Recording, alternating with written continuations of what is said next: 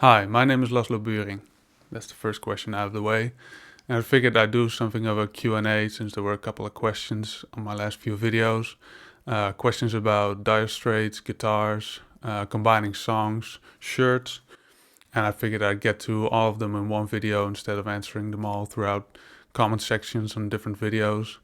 So, I've got the questions, I got a cup of coffee, let's get into it.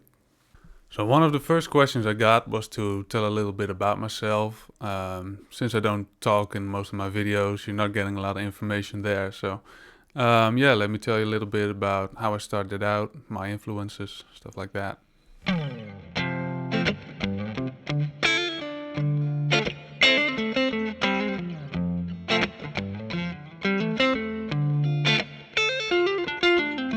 So, as I said, my name is Laszlo, I'm 26 years old, I'm from the Netherlands.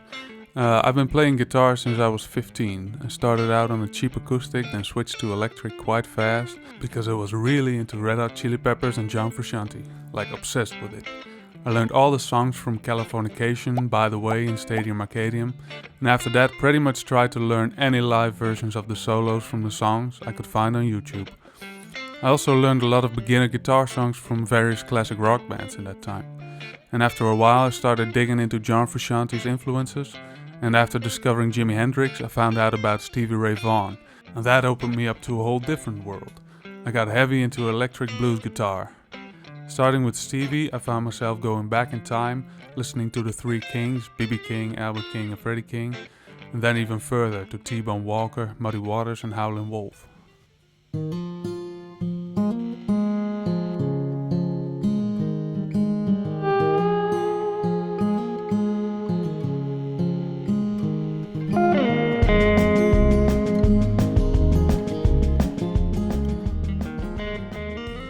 Meanwhile, I also got more into acoustic playing, not just the bluesy stuff from guitarists like Mississippi John Hurt, Robert Johnson and Matt Anderson, but also a bit more into folk. I started listening to and playing a lot of Bob Dylan, and later found out about an artist called The Tallest Man on Earth. Learning his songs got me into fingerpicking and experimenting with open tunings. This is also when I started writing songs myself, and playing more with other people. I formed an acoustic duo called Marlow with a friend after helping her apply to music school. This was also my first time playing music in front of an audience.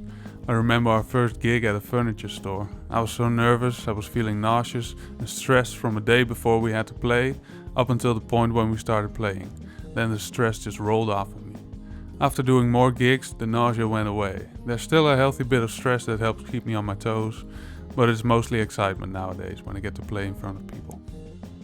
In 2015 I applied to music school where I studied songwriting.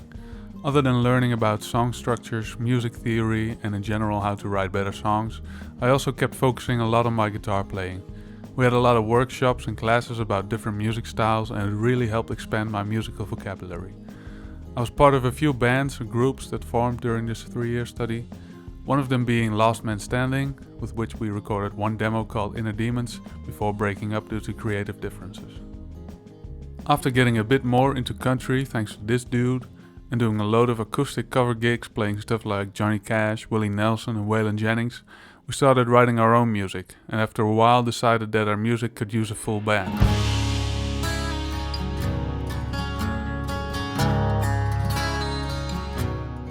We recorded our EP called Outlaw No More in the summer of 2020 and released it in June 2021.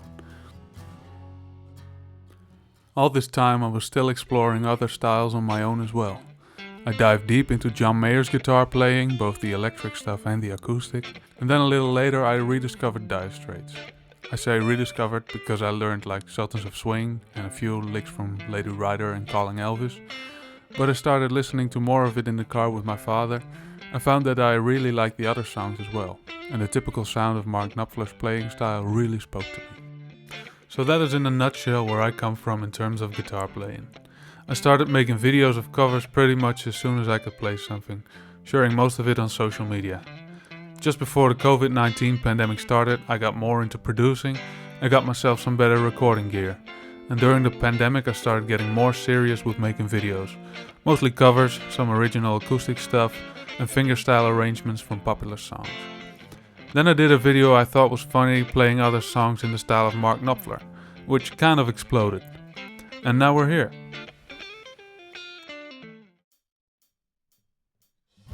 Favorite Dire Straits album?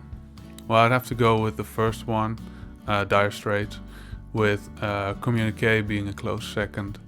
I just really love the guitar playing and storytelling in those, and especially Once Upon a Time in the West, the song where he compares driving in London's West End area to actually living in the Wild West, and the way the music complements the lyrics is just so good. My favorite guitar I currently own? Well, that would be this new Fender Vintera. I bought this as an upgrade to my Squier Strat because I wanted something with 3 single coils, and I also prefer the feel of a maple neck over rosewood. So yeah, this is probably my favorite guitar right now. Also my Guild 12 string, because it's a 12 string. How do you learn the guitar playing or style of other guitarists? Well, I'd say the 2 most important elements are practicing and listening. When I first started playing Dire Straits stuff, I'd heard Sultans of Swing and Lady Rider plenty of times, so at that point you know what the sound is you're looking for. Also, an artist's sound is usually not defined by one song, so it helps to get a few reference points for that. When learning their songs and their solos, besides just learning every note, just see if you can find patterns in their playing. Most guitarists have a few go-to licks in their vocabulary, so practice those, master them, improvise on them, and then make them part of your own vocabulary. Can you make tabs for Can It Be July Already? Well, I'm not much of an expert on making tabs, so I can play it for you and tell you what I'm doing.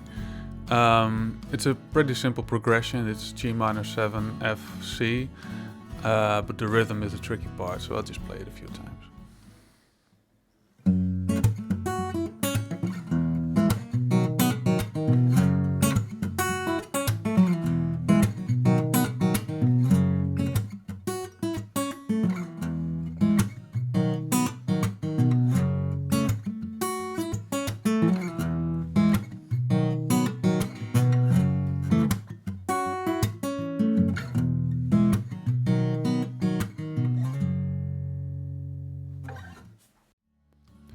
Out of Gretsch, Epiphone and PRS, what would you recommend for a noob?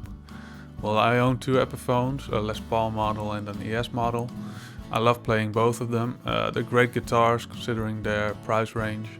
I have a PRS Standard, which has been my main guitar for a few years. It's a very versatile guitar, but if you're looking for more of a classic guitar sound, it might not be for you.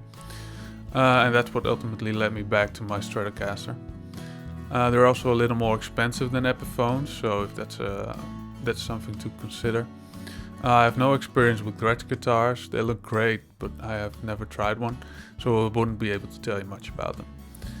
My advice would be try out a few Epiphone models, see which one suits your style, and go with that one. How do you do Mark Knopfler's vocals? Are you using a processor? No, I'm not using a processor, it's just my voice. Of course I get a little bit into character. I try not to sound too American, keep my voice low, and yeah, just try to sing in a laid-back storytelling way. It's just like guitar really. If you listen to the songs often enough, you get a feeling for when it's right or not. How did you come up with the idea for the If It Were Written By series? Well, the first video I did was the Stairway to Heaven solo in the style of Dire Straits. I came up with it by jamming over the chord progression and just improvising. And after a while I dropped my guitar pick and I thought, well, that sounds a little bit like Mark Knopfler. So what if Mark Knopfler had written the whole solo? And so I started thinking of what he would play and added characteristics from his playing, and yeah, that's how it happened. How do you figure out which style is suitable for each song? Depends on the song. Most of the time it's a similarity in either the key or the melody or the chord progression. For Layla it was the fact that the chord progression is almost the same as Lady Rider, except in a different order, and Lady Rider's a half step lower. For Smoke on the Water it was the key, which was the same key as Money for Nothing. With Wonderful Tonight, which I played in the style of Romeo and Juliet, it was the fact that I had made a fingerstyle arrangement for Wonderful Tonight a few years ago that I played on resonator guitar. And while I was trying to learn Romeo and Juliet, I tried to play that fingerstyle arrangement. And after a bit of figuring out the chord shapes that Mark Knopflers used, I managed to make a mix of that, and I thought it sounded pretty cool. Where do the shirts come from and where do the rings come from?